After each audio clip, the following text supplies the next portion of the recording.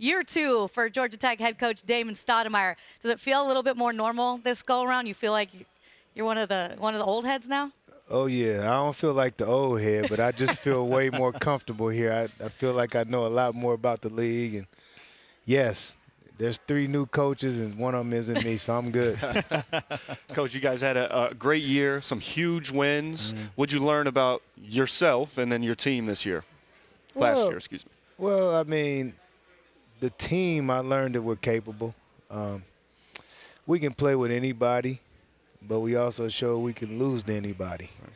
And so the consistency of the program, consistency of the team has to be there. And from my standpoint, that's the biggest thing is just, learning from the great coaches that I've been around and, forming the things and the habits that need to be displayed for us to be more consistent. That's the only thing I've been concentrating on, and that's my biggest thing in coming back into year 2. How do you do it? You know what? You just stay on them. You don't compromise the attention to detail.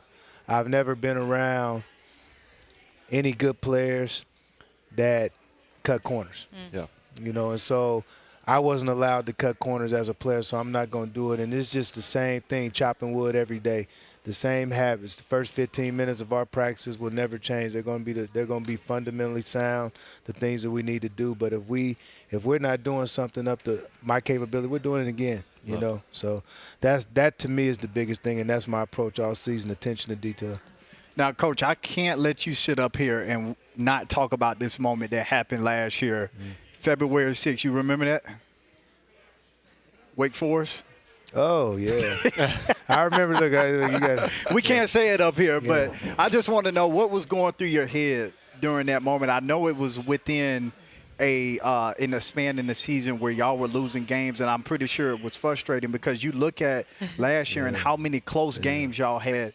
But I thought that was one of the funniest moments. I still watch it to this day, but what was going through your head during that moment? Y'all know what I'm talking about, right?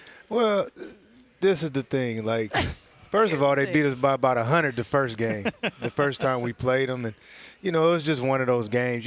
I feel like whether you – college or the pros, you get one of those every year, right?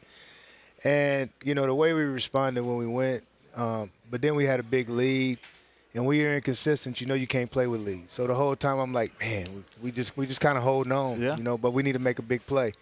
Bay makes a play, and I tell you what, at that time I'm sitting there and I'm like, man, all right, get back on D. And then, when they missed that shot, I mean, I was happy as hell. I mean, I'm not gonna lie. To me, that was our biggest win of the year. Yeah. It was to beat a team that was playing as well as they were, had not lost a home game. That felt really good. That felt good for me. It felt good for those kids. I felt really good for the kids because they were really down on themselves after we lost at home, and so that was just to me that to me was the best win we had all year, and one I'll remember for a long time. You threw out February 6th, and I was just, I'm not sure. And then obviously it all comes together here. I like it. Huge win. You talked about consistency. Bringing back some of these guys has to feel good. Obviously, if Booz was here, he'd be screaming about Ndongo left and right. But you got several guys coming back to help with the consistency factor. Tell me about like their leadership roles, how they pulled everybody else along, how they're going to help your team this year. Well, we are fortunate that we got guys that are coming back. We returned 3 starters, and that's big in 2024, obviously. But with Nate and Bay especially, and you guys know exactly what I'm talking about, that jump is different. Freshman, sophomore year jump is different, and we all went through it. I went through it, and so I'm just trying to challenge them. You got to work on who you are and who you're going to be as a player, but you also got to get outside yourself because you got way more responsibilities. It's not just about, my successes as a player, my failures as a player. You guys are tied to the team's success every day, even when it's not going right for you. So a down game doesn't mean down leadership. And that's the biggest thing that I've been preaching to those two. And then you have Kawasi, and I think for me, Kawasi is like one of the more consistent guys I have in terms of not only his game but his personality. And I'm really relying on him from leadership in terms of the maturity of who he is, and so he can help those guys out.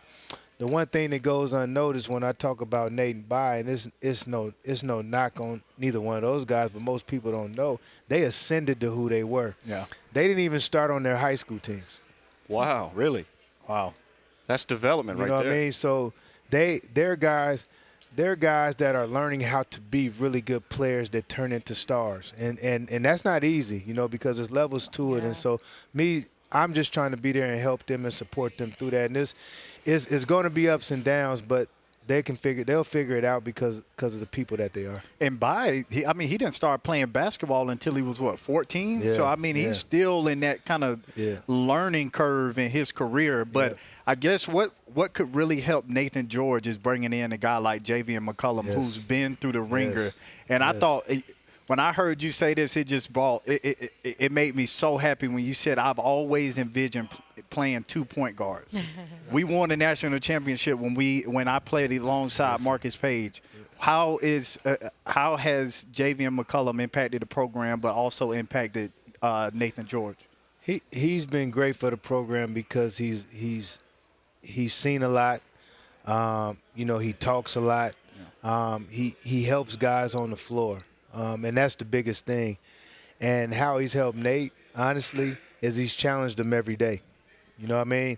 And so when I was in college, and Lute Olson did a great job with me and my teammate Khalid Reeves, we went to the Final Four. We never played against we never were on the same team in practice. We only were on the same team when we went through the end of practice, you know, when we put the starting five together. And that's how I'm going to do them all season. Because Nate has to feel that pressure every day. Just like Javian has to feel the pressure every day because iron sharpens iron, and they've been making each other really, really good all summer long, and now as we started practice. In the ACC SEC Challenge, you guys got Oklahoma. Javian, say anything about that? Coming from Oklahoma? Man, it's weird. Like, you don't really have the type of things that go on the way they do. But I'm like, man, did they pick that game on purpose? Yeah, right? You know, There's a method to the madness. You know what I mean? Come on. But I did tell him. I'm not gonna lie. I did tell him. I said, man, you know where I come from. You know, you got to give it to your old team. Absolutely. That's just kind of like that was like a rule of thumb. And then when I was in the NBA, you got to give it to your old team. Right. So I'm expecting a big game from them. Love it. Coach, we're really looking forward to what the season holds for you as you look at your schedule here. I know you're excited for the beginning of it because you have a really long homestand. I believe 7 games there to start off. Yes. So a chance to really set the tone there in the ATL. Good luck in year 2. We appreciate your time. All right. Thank you. We'll see you again soon. Thank you.